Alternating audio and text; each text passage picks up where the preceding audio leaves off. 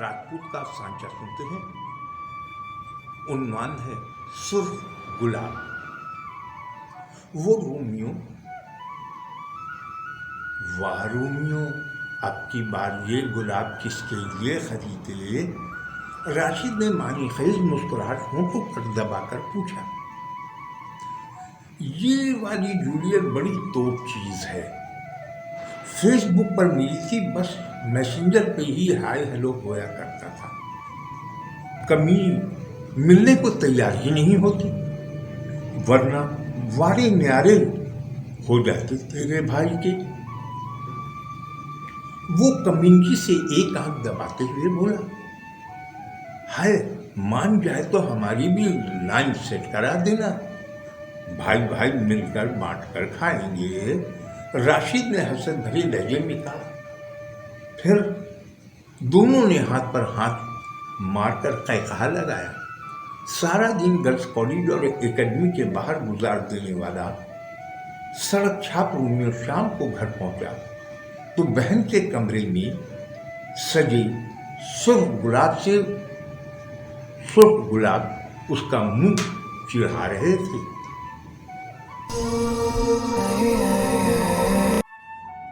निशात यास्मीन खान का अफसाना सुनते हैं। उन्वान है शर्मिंदगी। मैं गाड़ी चला रहा था, बेटा साथ में बैठा हुआ था। इंस्पेक्टर ने गाड़ी रोककर कहा, तुम्हारा चालान होगा, तुमने सीट बेल्ट नहीं बांधी है। मैंने कहा, बांधी हुई है। उसने लाइसेंस, गाड़ी के कागजात और शनाख्ती कार्ड की मांग की, वो भी दिखा दिया। वो कहने लगा, रेडियो लाइसेंस दिखाओ। मैंने कहा, मेरी गाड़ी में रेडियो नहीं है। वो बोला, मोबाइल में तो होगा। 1000 रुपए निकालो, तुम्हारा चालान होगा। मैंने 500 उसे पकड़ाते हुए कहा, ये लो और जान छोड़ो। उसने हाथ बढ़ा दिया। बेटा कहने लगा, हदीस है, रिश्वत देने और लेने वाला दोनों जहन्नमी हैं। और मैंने शर्मिंदगी से सर झुका लिया। अफसाने की आबियारी के लिए हमें आपका साथ चाहिए। आपको सिर्फ एक बटन ही तो दबाना है। और हाँ, सब्सक्राइब के बटन दबाने के बाद याद से घंटी का बटन भी जरूर दबा दें। उन्वान है वक्त का नौहा। हर शय को एक दिन फना होना है। सबको मौत आनी है, मगर कोई नहीं जानता कि उसे कब मौत आएगी। मगर मुझे मालूम है कि मुझे कब फना होना है। लेकिन मुझे ये नहीं मालूम कि मैं कब पैदा हुआ। मेरी पैदाइश के बारे में कई राय है। साइंसदान कहते हैं कि बिग बैंग के साथ मेरी पैदाइश हुई, और इस्लाम कहता है कुन यकफून के साथ मैं पैदा हुआ। मैंने आदम को ज़मीन पर आते देखा, नूह की कश्ती को तैरते देखा, मूसा को नील के पार उतरते देखा, मुसलमानों को आधी दुनिया पर हुकूमत करते देखा, पाकिस्तान को भी बनते देखा। सब का गवाह मैं हूँ। लोग मुझे वक्त कहते हैं। जब पाकिस्तान बना तो मैंने देखा था, जब कोई कहता, क्या तू सुन्नी या शिया है या वहाबी है, तो जवाब मिलता, मुंह तोड़ दूंगा, मैं मुसलमान हूँ और कुछ नहीं। मगर आज ये सुन्नियों की मस्जिद है, ये शिया की मस्जिद है, ये वहाबी की और ये बरेलवी की।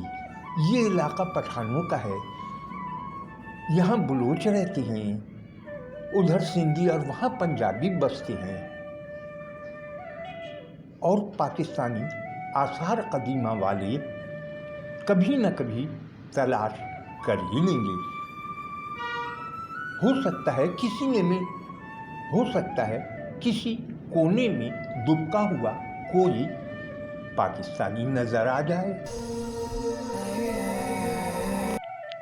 अब सुनते हैं मोहतरम ज़ेब सिंधी का मिनी कहानी 11वां भेड़िया।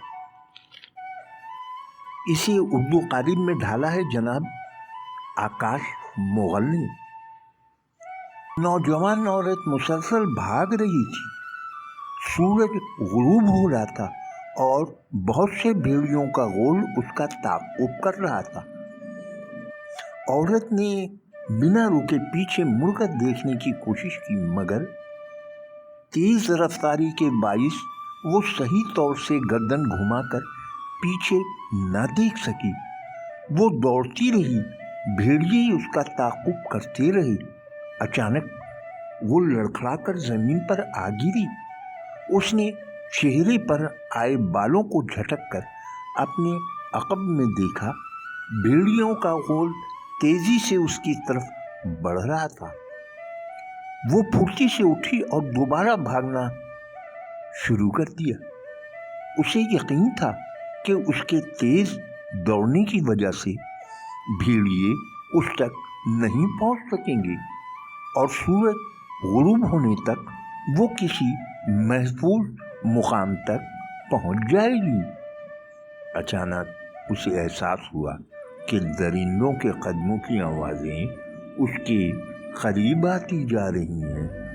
ना चाहते हुए भी उसने एक लम्हे के लिए ठिठक कर पीछे देखा तो उसके रोंगटे खड़े हो गए।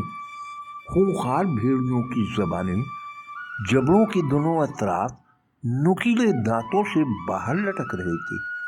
वो निहायत तेज रफ्तारी से उसके करीब आते जा रहे थे। औरत ने जिस्म की भरपूर ताकत जमा करके भागना शुरू किया। उसे सामने नजर आने वाले दरख्तों के झुंड तक पहुंचने की जल्दी थी ताकि किसी दरख्त पर चढ़कर अपनी जान बचा सके, मगर भेड़ियों के दौड़ने की आवाज़ें लम्हा ब लम्हा उसके करीब तर होती जा रही थीं। उसके भागने की रफ्तार मध्यम पड़ गई। उसे यकीन हो गया कि अब खूंखार दरिंदों से बचना मुहाल है।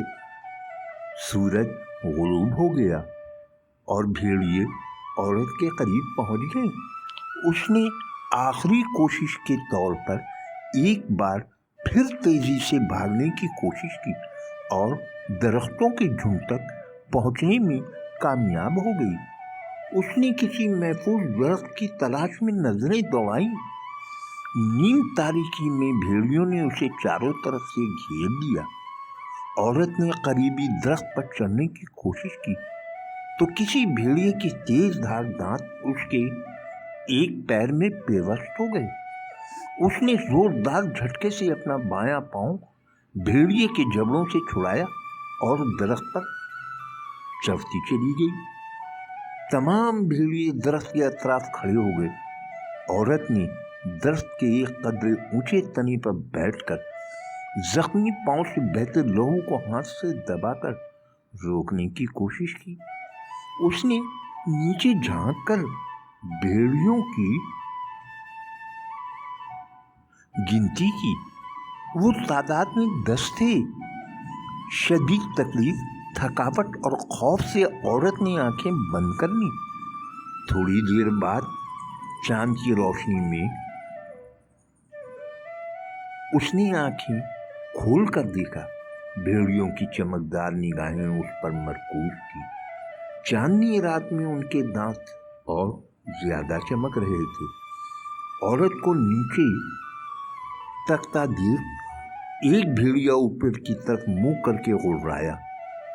जवाब में ऊपर से कोई भेड़िया गुर्राया। عورت نے چونک کر اوپر کی طرف دیکھا۔ اس نے چاند کی روشنی میں دیکھا کہ اس درخت پر اس کے سر کے عین اوپر والے تنے پر 11واں بھیڑیا موجود ہے۔